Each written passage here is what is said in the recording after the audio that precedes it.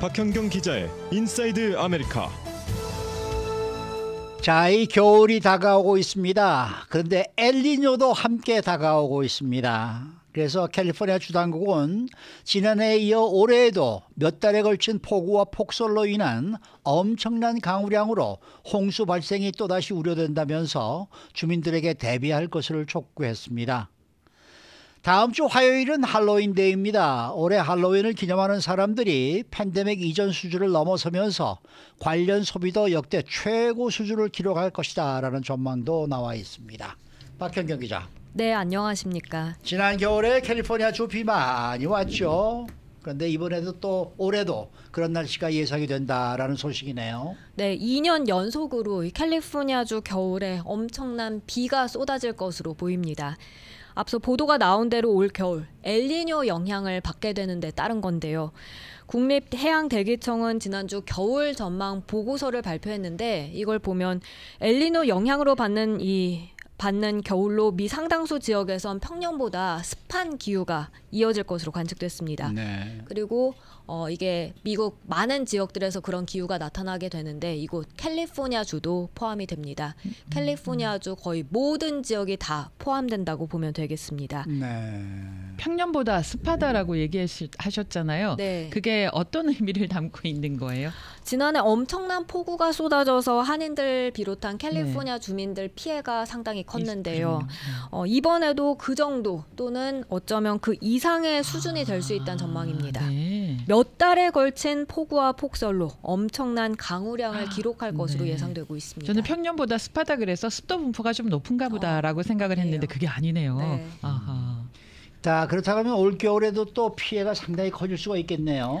네, 그래서 이 캘리포니아 주당국은 이번엔 주민들에게 미리 대비할 것을 촉구하고 있습니다. 홍수가 발생할 수 있고 대피해야 할 상황까지 생겨날 수 있기 때문에 미리 대비하라는 건데요.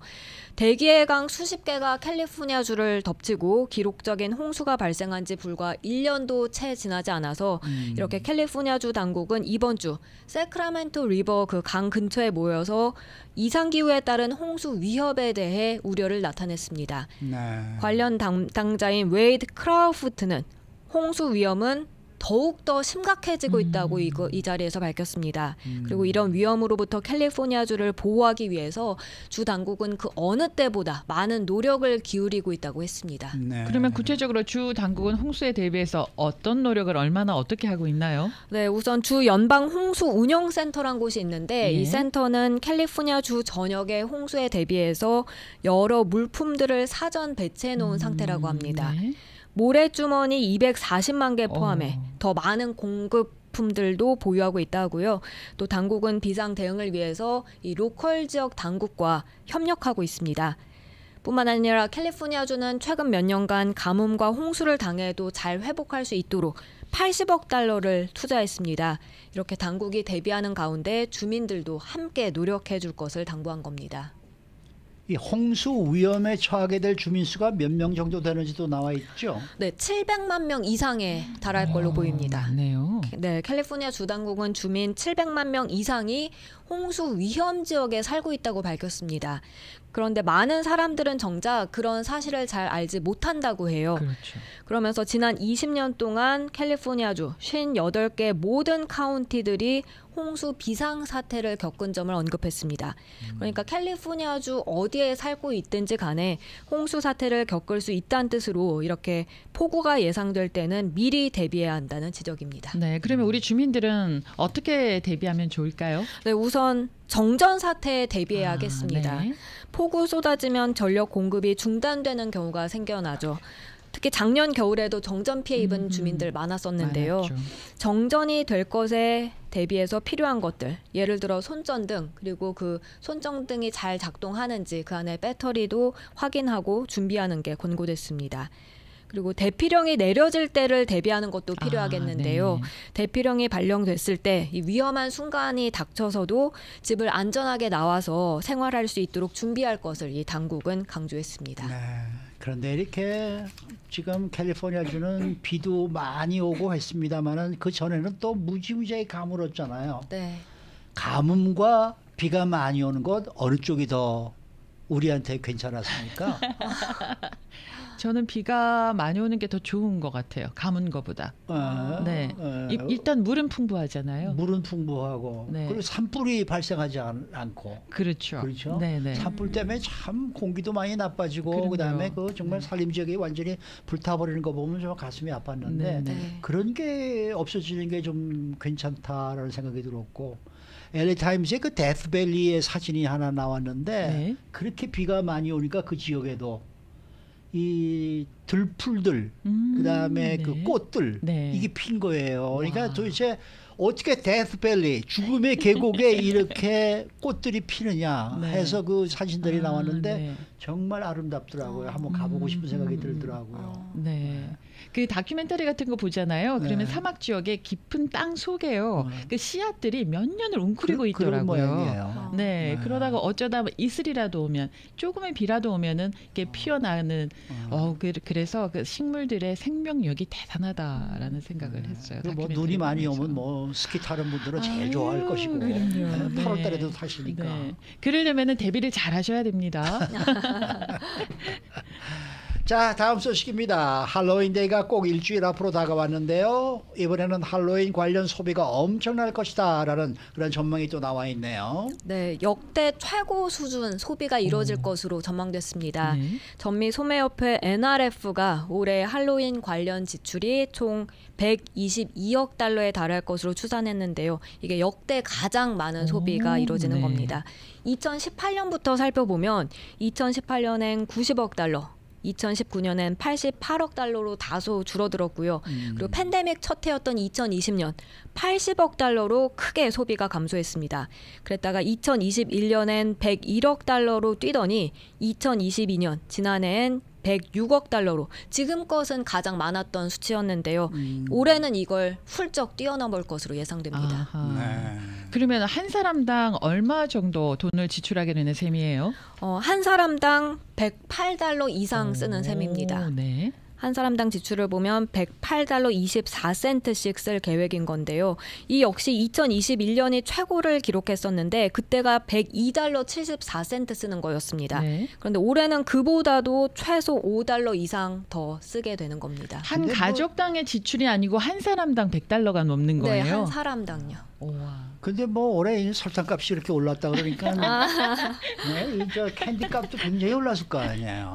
이 할로윈 소비가 이렇게 늘어나는 거는 그만큼 할로윈을 기념하는 사람들이 많이 늘어났다는 얘기인가요? 어떻게 되는 거예요? 네, 실제로 할로윈 기념하는 사람들이 가장 많을 것으로 조사됐습니다. NRF 조사 결과 올해 전체 73%가 할로윈을 기념하겠다고 밝혔는데요. 오히려 팬데믹 이전보다도 더 많은 사람들이 이렇게 할로윈을 기념하는 겁니다. 2017년엔 72%가 할로윈 기념한다 했고 이어 이듬해엔 70%, 68%, 그리고 2020년엔 58%까지 뚝 떨어졌다가 2021년부터 다시 늘어나서 65%, 작년 69%였는데요. 이번엔 73%나 네. 이렇게 많은 사람들이 할로윈을 기념할 계획입니다. 할로윈을 기념한다. 이게 뭐 여러 가지 방법들이 있을 거잖아요. 그러면 얼마나 많은 사람들이 어떤 방법으로 자기 나름대로의 할로윈을 기념하는 게 되나요? 네, 먼저 가장 많이 할로윈을 기념하는 네. 건 아무래도 캔디 나눠주는 겁니다. 네. 네, 전체 68%가 할로윈에 캔디를 나눠주면서 그렇게 즐길 예정이라 했고요. 네. 주택을 꾸미는 주민들도 과반, 53%에 달하는 것으로 조사됐습니다. 또 커스튬 입으면서 할로윈 예. 즐기는 사람은 꼭 절반, 50%에 달합니다. 이 밖에 할로윈 파티를 벌이거나 아니면 참석하는 경우 32%, 그리고 아이들 트리코트리딩의 28% 등으로 나왔습니다. 요즘 사탕값이 올랐다고 얘기하셨잖아요. 예전에는 사탕을 한 주먹씩 이렇게 나눠줬으면 이제 올해는 조금씩 하나씩 줘? 하나씩만. 아니 그런데 그 한국에서 왜 작년도 할로윈 때 큰 사고가 일어났지 않습니까? 그러니까 예. 한국에서는 올해 별로 그렇게 할로윈을 즐긴다라는 그런 모습들은 잘 보이지가 않는다는 보도가 나와 있더라고요. 네. 네, 그러니까 한국에서는 할로윈이 좀 가는 것 같은데 조금 갔으면 좋겠어요. 한국에서는. 한국하고는 좀 정서가 맞지 않는 그러한 그렇죠. 축제가 돼 네. 있는데 왜 그래도 맞아요. 그렇게 할로윈 데이 때 한국 분들이 그렇게 흥분을 하시는지 저는 그렇게 이해가 잘 안 된다 했었는데 그렇다면은 지금 각각 어느 정도 얼마 정도를 어디에 소비를 하는 거예요? 할로윈 즐기는 사람들 가운데 커스튬 구입하는 사람이 전체 69%에 달하는데요. 이건 작년 67%에서 조금 높아진 수치라 하고요. 커스튬 전체 소비가 총 41억 달러로 추산됩니다. 이어서 이제 할로윈 장식이 39억 달러였고 캔디 구입 36억 달러입니다. 그러면은 지금 커스텀 41억 달러와 장식 39억 달러는 이거는 완전히 한 번 쓰고 버리는 거 아닙니까 이거? 아니에요. 그 다음에 내년에 또 입어요? 네네. 또 쓸 내년에 수도 또 다른 있고. 거 입지 않아요? 근데 어린아이들 같은 경우는 동생이 있으면 동생한테 맞아요. 물려주더라고요. 그런가요? 네, 네. 커스텀 사는데 돈을 가장 많이 쓰는 거네요, 그죠? 네. 그런데 이 커스텀도 분류가 돼 있다면서요? 그게 보니까 아이들 커스튬이 있고 성인 커스튬이 있고 반려동물 커스튬까지 이렇게 반려동물까지 네, 나눠서 살펴봤습니다. 맞아요. 네. 그랬을 때 가장 많은 돈 소비가 이루어진 건 성인 커스튬입니다. 전체 아동이 아니고요. 네, 20억 달러였고 아동 커스튬은 14억 달러 그리고 네. 반려동물은 7억 달러였습니다. 그렇게 아유. 합쳤을 때 이제 41억 달러가 됩니다. 네, 반려동물의 커스텀 가격도 만만치 어마어마하네요. 않네요. 야, 그럼 패션 디스트릭에서 일하시는 분들은 이 할로윈 데이를 맞아서 반려동물에게 입힐 수 있는 커스튬을 많이 개발하는 것도 조금 연구를 해봐야 되겠는데요. 참. 어쨌든 일주일 앞으로 다가왔습니다. 네. 정말 아이들 이 트릭 오 트릿 나갈 때 정말 조심들 좀 하셔야 되겠고요. 맞습니다. 반드시 어른분들이 동반해서 같이 다니시는 게 좋겠습니다. 그때 가서 또 다시 한번 또 얘기가 나올 거예요. 그렇죠? 네, 박현경 기자가 또 잘 한번 짚어주실 또 자세한 겁니다. 얘기를 또 아마 전해주실 겁니다. 네. 수고 많으셨습니다. 감사합니다. 박현경 기자였습니다.